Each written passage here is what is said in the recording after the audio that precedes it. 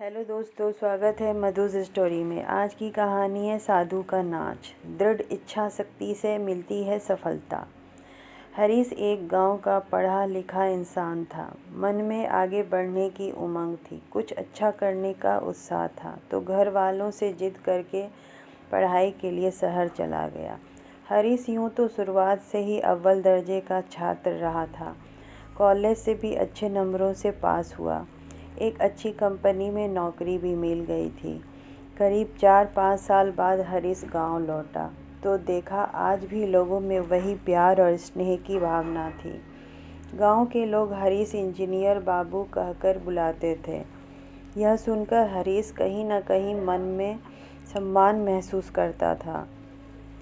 कुछ दिन गांव में रहा तो हरीश को किसी ने बताया कि गांव में कोई साधु बाबा आए हैं। वो जब भी नाचते हैं बारिश होने लगती है। सुनकर बड़ा आश्चर्य हुआ, हंसी भी आई। हरीश विज्ञान का छात्र था और वो जानता था कि ऐसा कोई जादू संभव नहीं है।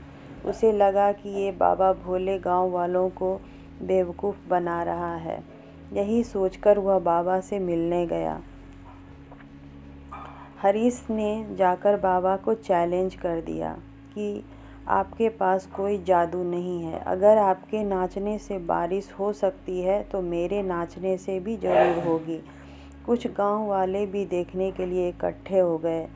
हरीश ने नाचना शुरू किया। नाचते हुए बार बार आसमान की ओर देखता, लेकिन बारिश नहीं हुई। हरीश थोड़ी देर में ही थक कर चूर हो गया। अब बाबा की बारी थी। बाबा ने नाचना शुरू किया और नाचते ही रहे घंटों। बहुत देर तक अभी तक बारिश नहीं हुई थी। बाबा भी लगातार नाचते जा रहे थे। काफ़ी देर बाद आसमान में बादल छाने लगे। बाबा नाचते हुए थके नहीं, बल्कि घंटों नाचते रहे। कुछ देर बाद बादल जमकर बरसे, घनघोर बारिश हुई।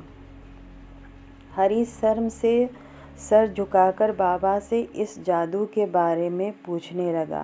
बाबा ने कहा, बेटा, ये कोई जादू नहीं है, ना ही ये कोई कला है। ये तो बस एक दृढ़ निश्चय है। मैं जब भी नाचता हूँ तो 2 बात का ध्यान रखता हूँ।